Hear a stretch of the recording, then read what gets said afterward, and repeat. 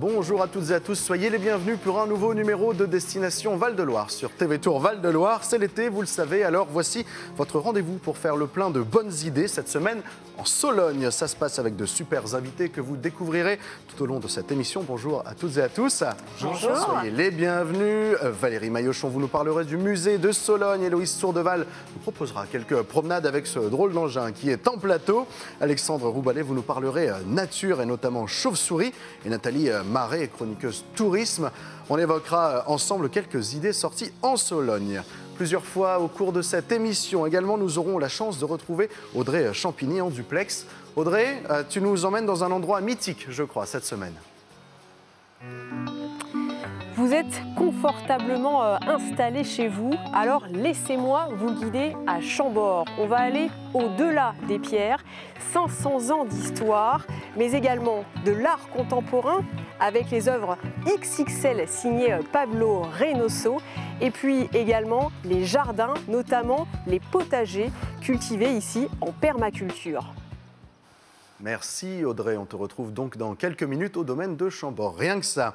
Allez, je me tourne vers notre première invitée, Valérie Maillochon. Ça va ? Très bien. C'est les vacances sur ce plateau. Vous êtes la directrice du musée de Sologne, situé à Romorantin-Lanthenay. On le connaît, ce musée. Avant de parler des actualités de l'établissement, expliquez-nous un peu ce qu'on peut y voir de manière générale et de façon permanente. Alors, au musée de Sologne, on y aborde l'histoire de la Sologne, on y aborde la vie rurale au 19e siècle, le développement des châteaux aussi, des domaines au 19e, la chasse et les anciens métiers dans l'agriculture, les villages et le bois. Bon, c'est quoi l'objectif? C'est de faire vivre l'héritage de la Sologne, finalement? C'est ça. En fait, on est sur un musée de territoire, donc c'est un musée qui parle de la Sologne et qui peut même parler de l'actualité de la Sologne. Mais oui, parce qu'il y en a. Et alors cet été, tout au long de l'été, on a deux expositions. J'aimerais qu'on commence par parler de la guerre, la Seconde Guerre mondiale. Romorantin à l'heure de la Seconde Guerre mondiale, ça se déroule jusqu'au 19 septembre 2022. Oui, c'est ça, tout à fait. C'est une exposition qui a été montée en relation avec le Collège Maurice Genevoix et qui est donc une exposition d'histoire sur Romorantin et qui sera visible effectivement au musée de Sologne jusqu'au 19 septembre. Alors qu'est-ce qu'on peut y voir? À quoi ça ressemble? Parce que qu'est-ce qui s'est passé pendant la guerre en Sologne? Il y a eu des choses du coup? Alors, on y voit effectivement la vie quotidienne à Romorantin, on y voit également la résistance qui se développe. Et c'était l'objet, en fait, pour ces jeunes du Collège Maurice Genevoix, de passer, en fait, de ce qui se passe des événements nationaux aux événements locaux autour de Romorantin pendant cette Seconde Guerre mondiale. Créé par des jeunes, en partenariat avec des jeunes. Ça s'adresse à qui? Jeunes, adultes, tout le monde? Ça s'adresse à tout le monde, effectivement. Donc on a aussi quelques objets qui sont présentés, qui nous ont été prêtés par un collectionneur. Et ce sont les enfants qui ont réalisé en fait tous les panneaux et les photographies de l'exposition. Très bien, c'est original. Alors, on n'a pas que ça cet été. On a aussi Sologne Patrimoine l'été. C'est une exposition de photographie. C'est François Logini qui nous le propose jusqu'au 12 septembre. Qu'est-ce que c'est que cette exposition? Oui, tout à fait. Alors, c'est un projet d'exposition en quatre éditions, en fait, tout au long de l'année. Une première édition pour le printemps, la deuxième édition, c'est l'été. Donc, c'est en lien avec le patrimoine, de ce que l'on peut trouver en Sologne. L'inventaire du patrimoine, en fait, est ici mise à l'honneur par ces photographies où l'on retrouve les châteaux, où l'on retrouve le patrimoine rural également, le patrimoine industriel et le patrimoine religieux au sein de cette exposition. Si on ne connaît pas la Sologne, là, c'est the place to be pour la découvrir. Exactement. C'est vraiment là qu'il faut aller. Vous avez parlé un peu des enfants. On va continuer de parler des enfants parce que, on les oublie pas. Il y a même quelques activités qui sont prévues juste pour eux alors. Exactement. On a une riche programmation pour cet été, pour les enfants de tous âges, mais également pour les adultes, avec des visites guidées du musée et des expositions. Et puis, on aura également 2 escape games qui seront présentés au musée en relation, l'un avec notre exposition sur la Seconde Guerre mondiale, où il faut décoder un message de la Renaissance. Et l'autre, ce sera autour de notre collection, la collection du musée. Nous avons reconstitué un intérieur sologno et les enfants peuvent aller fouiller partout, ouvrir toutes les portes des placards, fouiller dans tous les tiroirs pour retrouver une broche, en fait, qui a été perdue. Bon, il y en a pour tout le monde, formidable. Alors si on connaît le musée de jour, c'est très bien, évidemment, vous pouvez y aller, y retourner.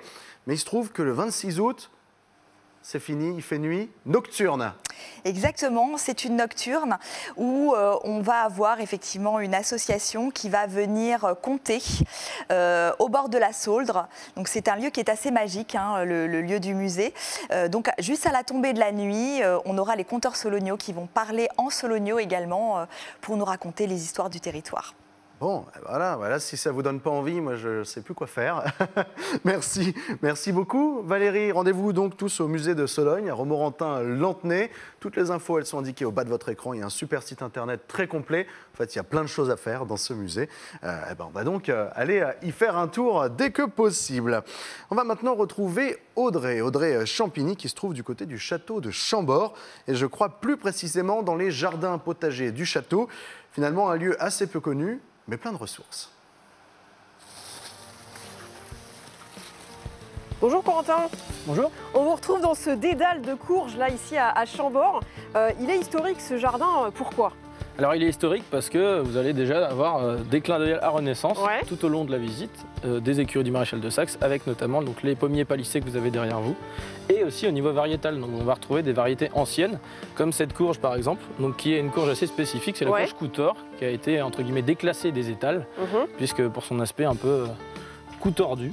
Je peux croquer dedans comme ça? Vous pouvez croquer dedans, ça se consomme très bien cru. Et généralement, ce genre de produit, c'est aussi farci par les grands chefs. Donc on en fait aussi des beignets avec la partie florale.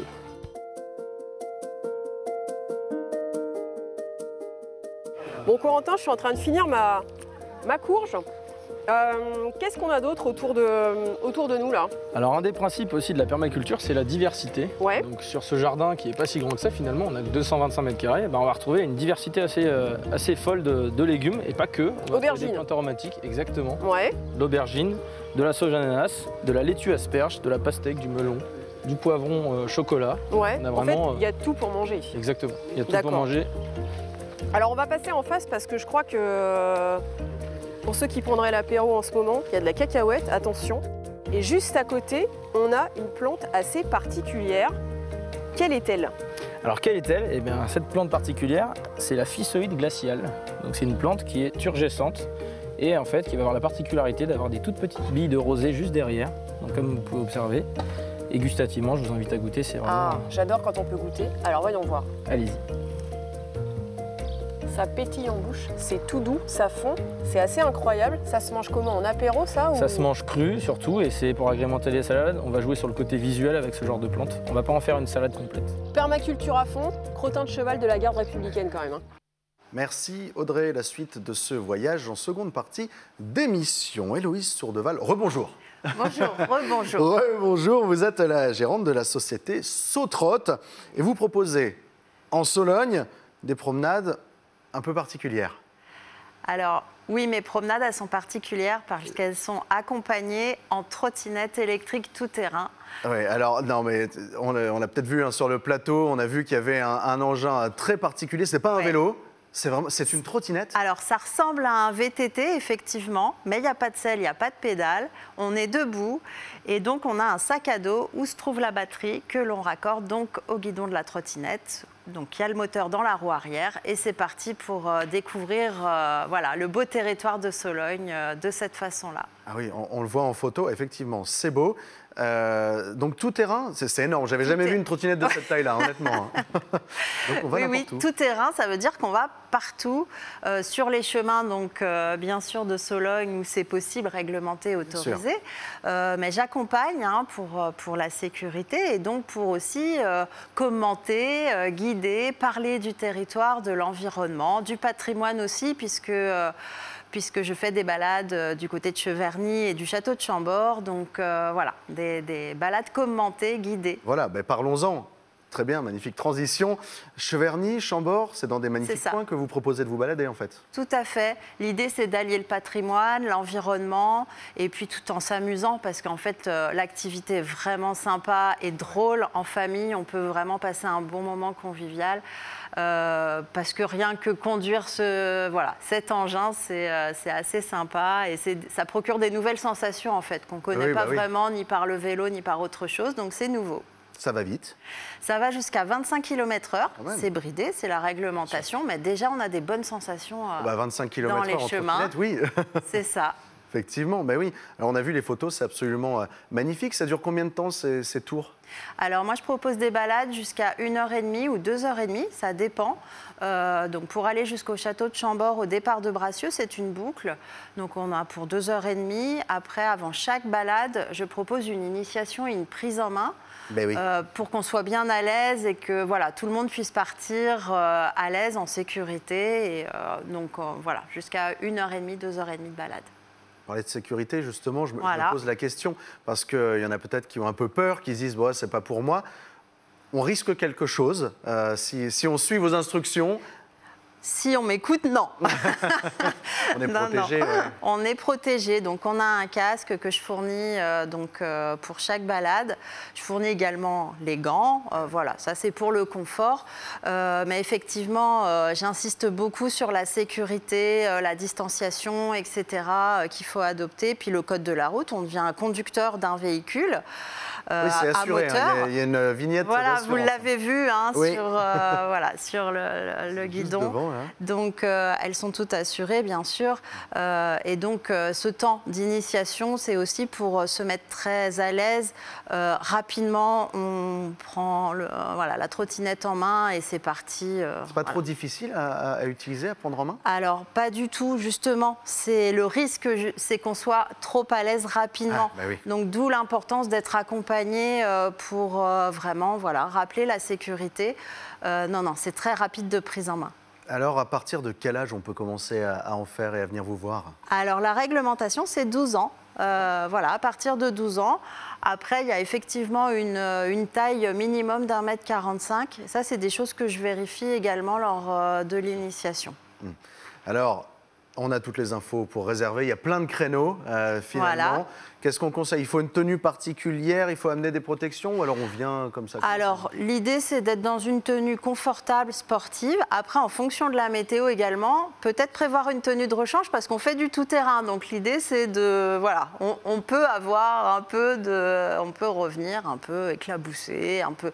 C'est ça qui est drôle, c'est qu'on roule dans les flaques, on s'amuse, donc c'est aussi ça l'intérêt de l'activité, c'est de prendre du bon temps et puis pas s'occuper vraiment du reste. De profiter et de se détendre. Merci beaucoup. Héloïse, alors de rien, avec plaisir. Il y a toutes les infos. Je suis vraiment surpris de cette drôle de chose qu'on a absolument envie d'essayer. Merci beaucoup, Héloïse. Merci. Ne bougez pas, on va marquer une courte pause, puis on évoquera notamment les chauves-souris avec vous, Alexandre Roubalet. Nathalie nous délivrera quelques bonnes idées sorties en Sologne et nous retournerons du côté de Chambord retrouver notre envoyé très spécial Audrey. A tout de suite sur TV Tour Val de Loire.